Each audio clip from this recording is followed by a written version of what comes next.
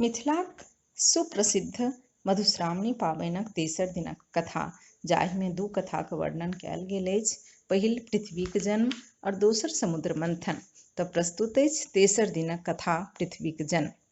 ब्रह्मा, विष्णु और आनो सब देवता एक दिन सभा लगेलनि और विचार केलनि जे संसार में पाप ततेक पसरि गेल अछि, तें पृथ्वी भागि कऽ पाताल चलि गेल छथि। हुनका कोनो तरहे ऊपर आनक चाही, तखने संसार बचि सकैत अछि। सब मिलके पताल गेलाह और पृथ्वी सँ प्रार्थना करऽ लगलाह जे हे पृथ्वी माता, अहाँ ऊपर चलू। पृथ्वी कहलखिन जे हमरा लोक सब हमरा ऊपर रहैत अछि और हमरे ऊपर मलमूत्र त्याग करैत अछि, एहिसँ हमर अपमान होइत अछि, जे हमरा सह्य नहि अछि, अर्थात सहन नहि होइत अछि। देवता लोकनि कहलखिन जे अहाँ एकर चिंता नहि करू, जे अहाँक ऊपर मलमूत्र करत आ ओ ओकरा देख लेत तकरा स्वयं ओकर पाप होइतैक। जे अहाँसँ बिना क्षमा मांगने अहाँक ऊपर पैर रोपत सेहो पापक भागी होइत। देवता लोकनिक अनुनय विनय पर जखन पृथ्वी ऊपर एली तखन डगमगाइत छलीह। तखन विष्णु भगवान कौछक रूप धारण कऽ अपन पीठ पर हुनका राखि लेलनि। तऽ समाप्त भऽ गेल पृथ्वीक जन्म। एहि तरहे पृथ्वी और पर सब जीव जंतु सब लोक बसऽ लागल। अब दोसर कथा अछि समुद्र मंथन। देवता लोकनि सुमेरु पर्वत पर समुद्र मंथनक विचार विमर्शक लेल एकत्र भेलाह। विष्णुक विचार भेल जे ई कार्य देव दानव सब मिलकेँ करथि। हुनके विचार सँ वासुकी नाग बजाओल गेलाह।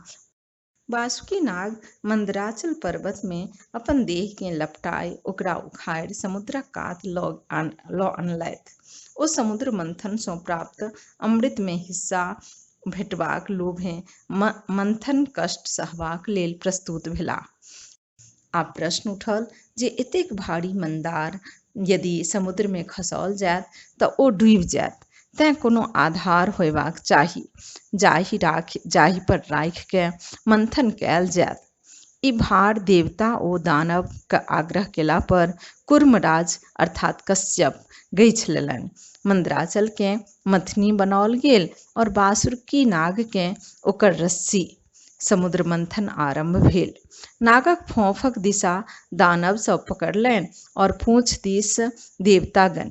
समुद्र मंथन सँ समुद्रक जीव जंतु सब पिसय लागल और मंदारक ऊपरका गाछ सब आपसी रगड़ सँ टूटि टूटि कऽ खसऽ लागल।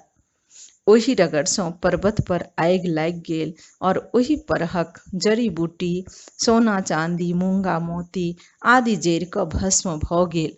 देव दानव के गर्मी सँ व्याकुल देखि इंद्र देवता वर्षा करय लगलाह। वर्षा सँ अमृतमय सब भस्म धुखरि धुखरि समुद्र में खसऽ लागल। एहि सँ समुद्रक पानि नोनगर भऽ गेल और दूध जकाँ सेहो देखय में लागैत अछि। अधिक काल तक मंथला सँ घी सेहो निकलि रहल छल। एहि प्रकारे औरो अधिक काल तक मथला सँ समुद्र सँ लक्ष्मी, मदिरा, उच्चैःस्रवा घोड़ा निकलल जे चंद्रमा लोकनि हथिया लेलनि। तत्पश्चात अमृत लेने धन्वंतरी प्रकट भेलाह। तखन विष निकलल और ओकरा धाह सँ देव दानव सब मूर्छित होमय लागल। तखन हाहाकार मचि गेल। अंत में विष्णुक निहोरा सँ महादेव सबटा विष के घोंटि गेलाह। ओहो शीघ्रहि बेहोश भय गेलाह। तखन गौरी के निहोरा मिनती पर विषहाराक संग बहुत रास साँप, बिरहनी, चूटी आदि सब जा कऽ महादेवक शरीर सँ विष निकाललक। अंत में महादेवक अनुरोध पर कंठ में कनेक विष छोड़ि देलक, जाहि सँ हुनक कंठ कारी भय गेलनि। तहिये सँ ओ नीलकंठ कहावय लगलाह। अमृत लेल देवता और दानव में झगड़ा होमय लागल। दानव सब कहलक जे समुद्र सँ बहरायल सब वस्तु तऽ देवता सब लइए लेलनि, किंतु जाहि अमृत लेल हम एतेक परिश्रम केने छलहुँ ताहि में हुनको सबके हिस्सा भेटबाक चाही। देवता सबके ई डर छल जे बिना अमृत पीनहि दानव सब बहुत बलिष्ठ भेल अछि और कईएक बेर देवता सबके परास्त कऽ स्वर्ग सँ भगा देने छल। यदि ओ सब अमृत पीबि लेत तखन तऽ अमर भऽ जायत आ सदिखन हुनका सबके दबौने रहत। ई सोचि भगवान विष्णु मोहिनी रूप धारण कऽ दानव सबके मोहबाक लेल हुनका सभक आगू ठाढ़ भऽ गेलाह। दैत्य मोहिनी स्त्री सँ मोहित भऽ अमृत उठाय हुनके हाथ में राखि अस्त्र शस्त्र लय देवता लोकनि सँ युद्ध करय दौड़ल। ताबत भगवान नारायण देवता सबके अमृत पिया देलनि। देवते लोकनिक रूप धरि राहु नामक दैत्य सेहो अमृत पीबय लेल में लागि गेल, किंतु चंद्रमा और सूर्य ओकरा चिन्हि गेलाह और भगवान विष्णु के कहि देलनि, यावत ओकरा कंठ में अमृत जाय तावत विष्णु अपन चक्र सँ ओकर गर्दन काटि देलनि। अमृतक स्पर्श भेलाक कारणे ओ मरि नहि सकल, किंतु दू भाग में विभक्त भऽ मुंड राहु और धर केतु कहलक। तहिये सँ ओ सूर्य और चंद्रमाक शत्रु भऽ गेल। तेँ एखनहुँ धरि ओ कहियो कहियो अमावस्या में सूर्य के और पूर्णिमा में चंद्रमा के गिरि लैत अछि, जाहि सँ सूर्य ग्रहण और चंद्र ग्रहण होइत अछि। जेँ ओकर धर काटल छैक तेँ सूर्य चंद्रमा फेर बाहर भऽ जाइत छथि।